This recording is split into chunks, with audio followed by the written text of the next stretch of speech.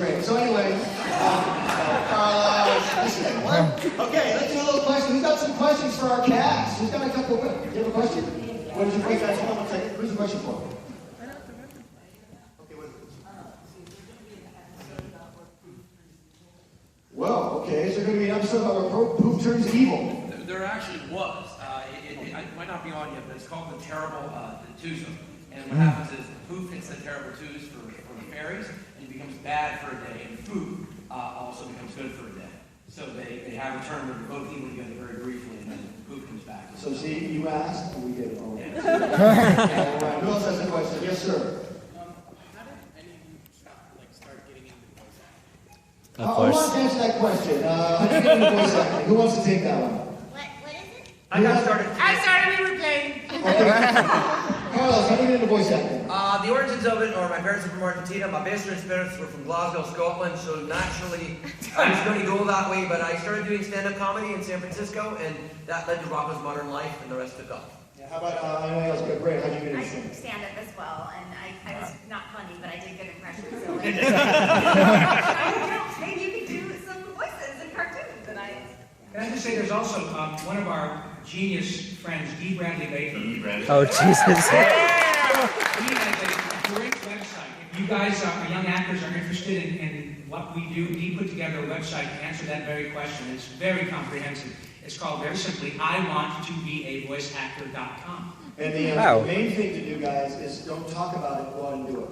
Don't just talk about it. You have to get out there and get in front of people like we're doing right here. Get up in front of people, do your voices. Don't be afraid.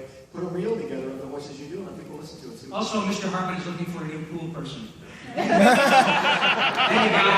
who sleeps pools? If I don't talk about it, Yes, I'm sir. going to practice my voices. I have a question. Yes. I have a question for Ray Griffin. Yeah. What was your first role in animation? Well, actually, Butch gave me one of my very first jobs. How about a round of applause for me?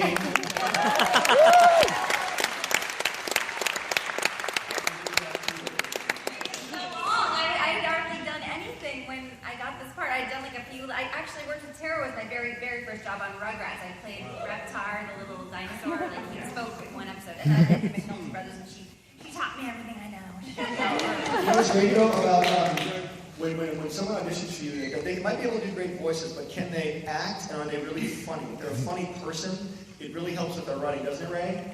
Yeah, they have to have common timing, you just can't do it. Yeah, you guys saw just reading it up here, just cold like this. They read it years ago. I haven't seen it You long. were saying that we didn't have any recollection. I know, but the fact they're doing the voices, their timing is great, and their acting is great, and their comedy. I mean, it's a real little small little bundle of talent that it takes, a big bundle of talent it takes to do what they do.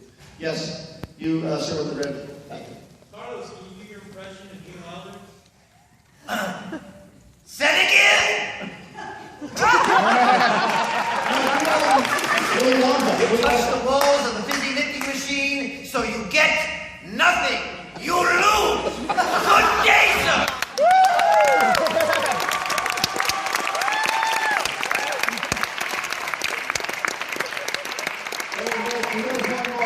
Do Mike Wazowski. Mike Oh my Wazowski. gosh, every time I get together with Butch Hartman, he says, do Mike Wazowski. I'm telling you something, I can't take it anymore. It's ruining my one eye.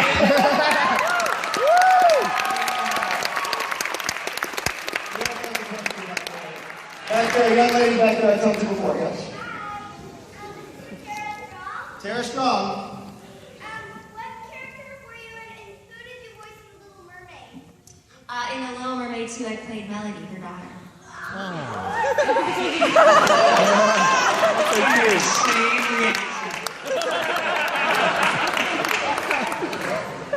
No one even cares that I'm up here at all. That's all about that. You guys, young lady. Yes. How do we come up with the voices for the characters? Who wants to take that one? Darren, how do you come up with voices for the characters? So wait, we have to be funny and act? Example, you know, Darren does the voice of Jorgen, right? And I said I wanted it based on Arnold Schwarzenegger. So Darren, how did you do that? So, like, more than the impression would be like this, but I thought it would be more fun if I went and really made it bigger like this. So it's like a terrible impression, but it works. You know what's cool is like that's that's fantastic. And when we were auditioning for Mark Chang years ago, I had this alien I wanted to do, and I had like 20 guys lined up to audition. Rob was the first guy who walked in, and Rob, what did you tell me? I came and I said, "Hi, I'm Mark Chang, and I'm from Hugo, Virginia, and I'm in love with Vicky."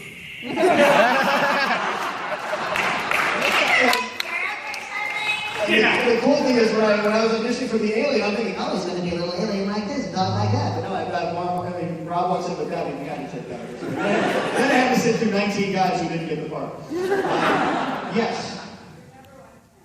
Hi.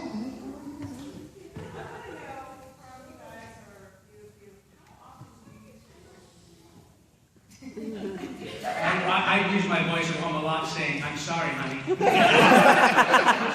day. Yeah. No, do you guys do answering machine messages and things like that for people? We mess with telemarketers at my house a lot. Just last week I was like, "Hello? No, nobody's here right now.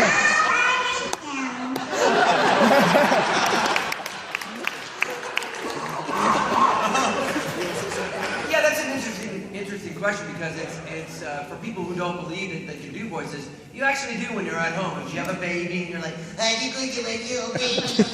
You call your dog like, "Let's go for a walk. Come on now." You're actually doing a character and you don't even know it. So it's important for people who want to get into the field when you don't think you have a repertoire. Just think about how you talk to your pets or your babies or your friends.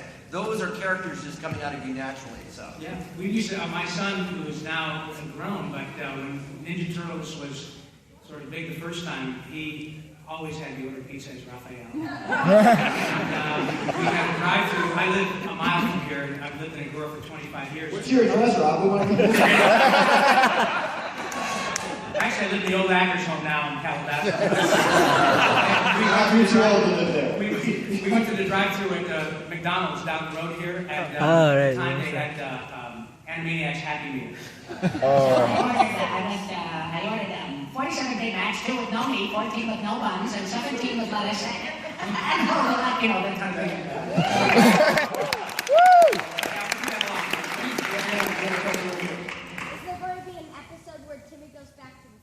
There's an episode where Timmy goes back to the future. I think we've done that a lot. We've done some time travel stuff a lot. We already have, yeah.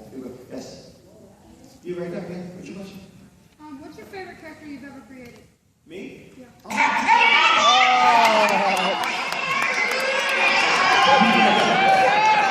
Like piranhas.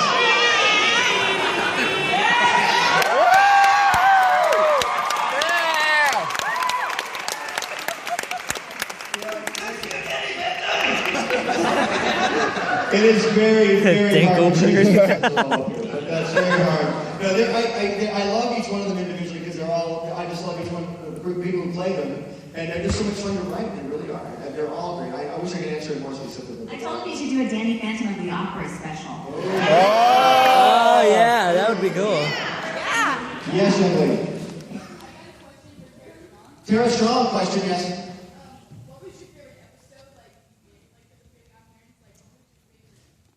Favorite one. We've done hundreds of them. So. Yeah, it's kind of the same. It'd be hard to choose. I love Channel Chasers. And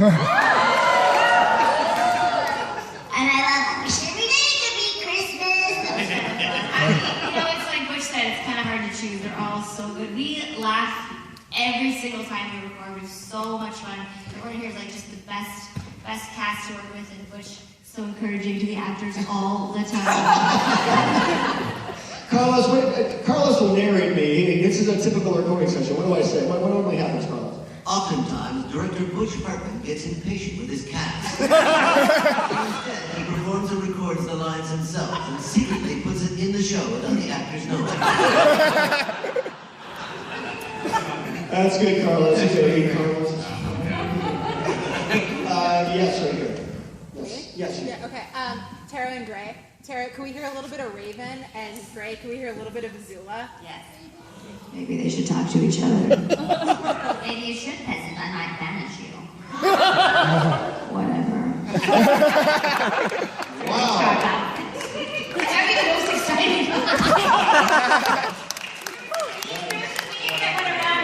Raven and Mandy. Yes, sir. That's definitely not talking to you. One second. Yes. So, for me as an aspiring voice actor, when you're doing voices, Do you have like trigger words or like easier ways, because you do voices for so many years? How do you remember the voices that you're going to do?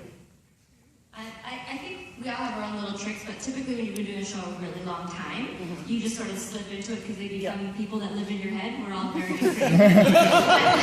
Like when you're doing something new, like when I first took over for Harley, every time I had a session, I'd have one little catchphrase that Arlene did, and I went, "You think after living with Mr. J.O. this time I'd be just a little pain?" I would say that every time before.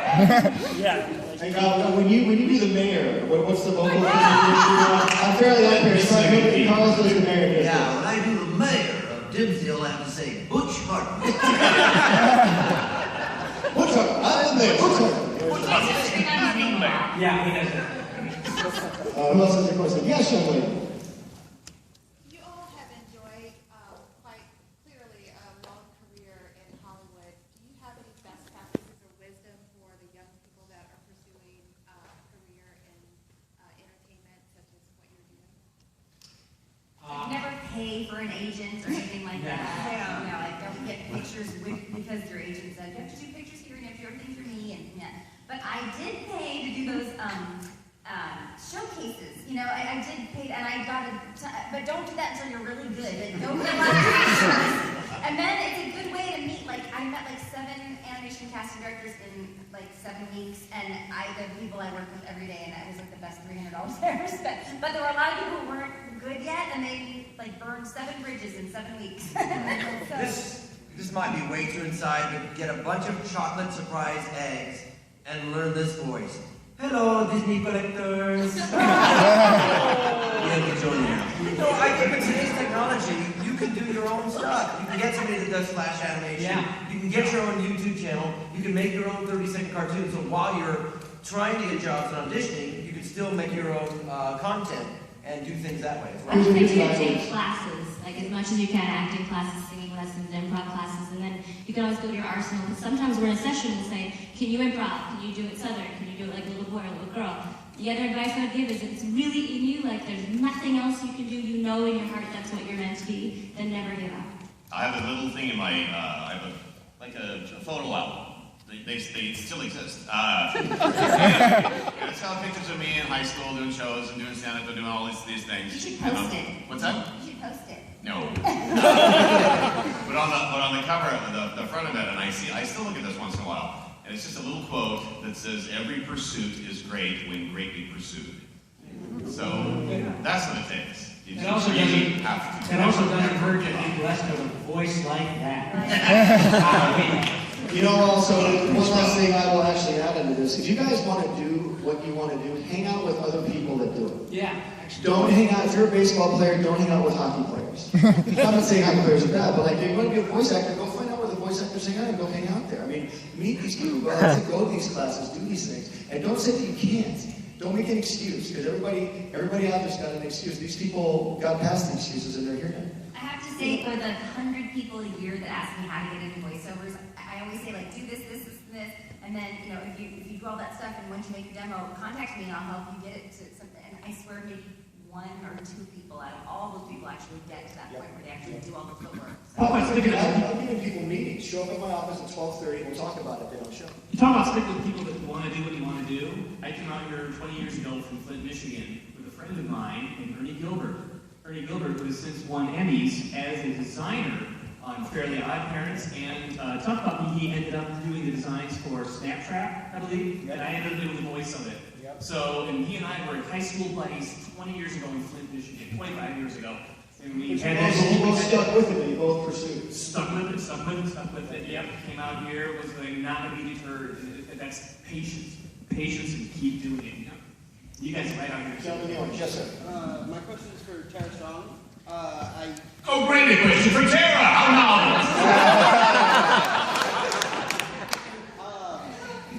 I just heard this new Powerpuff Girls being worked on. Are you involved? Of course you had to ask that one. Is that allowed? I just don't know. I have not been asked. So I'll yell down on Twitter and make a big stink. I have not been asked. Oh wait, I'm in it. I'm doing the voice you used to do. I'm doing the voice. Butch Hartman is going to be Bubbles.